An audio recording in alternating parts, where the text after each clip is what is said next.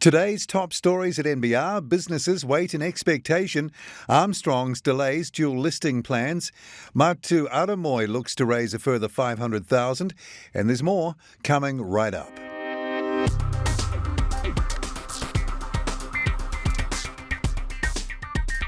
Kia ora and welcome to NBR Today, 100% subscriber funded and proudly brought to you by you, as is every story at nbr.co.nz.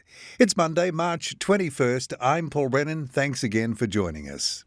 Australian litigation funder Courthouse Capital is mulling involvement in a shareholder class action in New Zealand against a corporate target already subject to litigation across the Tasman. NBR understands the company is A2 Milk. Courthouse Capital Chief Executive Michelle Silvers declined to identify the company involved, but said the proposed action would be closed class, involving only named plaintiffs, unlike the open class action being run in Australia. You'll get some more information about that shortly, she said, and she said it's quite shocking, really, when you look at the detail. 5 fund managers contacted by NBR said they were unaware of the potential class action. Businesses are waiting in expectation that on Wednesday, Prime Minister Jacinda Ardern will announce the end of vaccine passes and mandates. If, as expected, Ardern does, it will mean hospitality venues will no longer have to require customers to be vaccinated, and all businesses will be able to manage the health and safety of their staff without following restrictive COVID-19 rules. Joining NBR political editor Brent Edwards was Business NZ Chief Executive Kirk Hope. I think we've kind of moved on from the mandating process, probably not for some industries. I mean, if you're a critical healthcare worker, some of those mandates would have been in place irrespective of COVID. That's just part and parcel, I think, of working in the healthcare sector. Business NZ Chief Executive Kirk Hope with Brent Edwards there. Kiwi car dealer group Armstrong's has confirmed it will delay its plans to dual list on the main board of the New Zealand Stock Exchange and Australian Stock Exchange due to market turbulence. Armstrong CEO Troy Kennedy said in a statement it was a pragmatic decision to see them come to market under more stable investment conditions. Kennedy cited market turbulence, macroeconomic conditions and geopolitical events as the trifecta of reasons for the decision. Auckland deep tech startup Daisy Lab has raised $320,000 to develop a microbiological culture that can turn plant-based matter into casein, the main protein in cow milk. Daisy Lab was formed in late 2020 by genomics researcher Nikki Fried, who is Chief Scientific Officer, and business consultant Irina Miller, who is Chief Executive. She joined the NBR's Nicola Shepherd.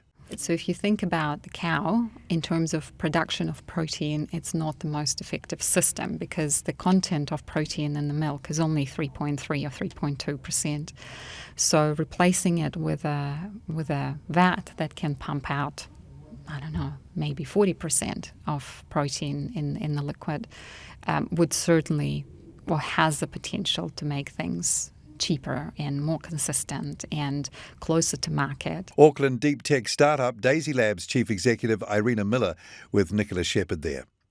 After suspending its shipments to Russia last month, Fonterra has announced it will exit its businesses there entirely. In a statement, Fonterra Chief Executive Miles Hurrell did not explicitly link the decision to Russia's invasion of Ukraine, saying the dairy co-op's priority was the safety of its team in Russia. Fonterra has 7 staff in Moscow and a further 35 working at its distribution joint venture in St. Petersburg. The co-op said its exports to Russia were primarily butter and amounted to about 1% of its annual exports. Following on from its IPO late last year, deep tech investment fund Matu Idemoi is looking to raise a further $500,000 through SME stock exchange Catalyst.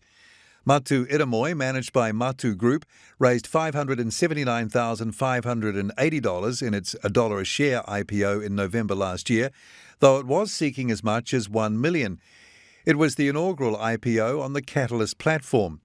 Matu Idemoi invests in the Matu Karihi Fund, its pre-seed fund, which is otherwise only open to wholesale investors.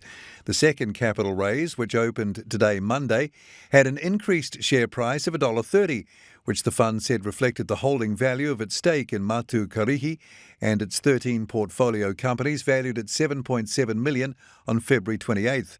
Matu Idemoi and wholesale investors can buy units in Matu Karihi for $1.50. It has a net asset value per unit of $1.62. The full details of those stories and more are at nbr.co.nz right now. Tomorrow at NBR in the Margin Call column, Ashley Gardine looks at the wall of worry in markets that investors have to overcome. While in his column, Playing the Ball, Martin Devlin raises the issue of sports people and advertising. I'm Paul Brennan. Join me again from around lunchtime tomorrow for the morning's NBR Trending Stories, then again from 5:30 right here for another NBR Today.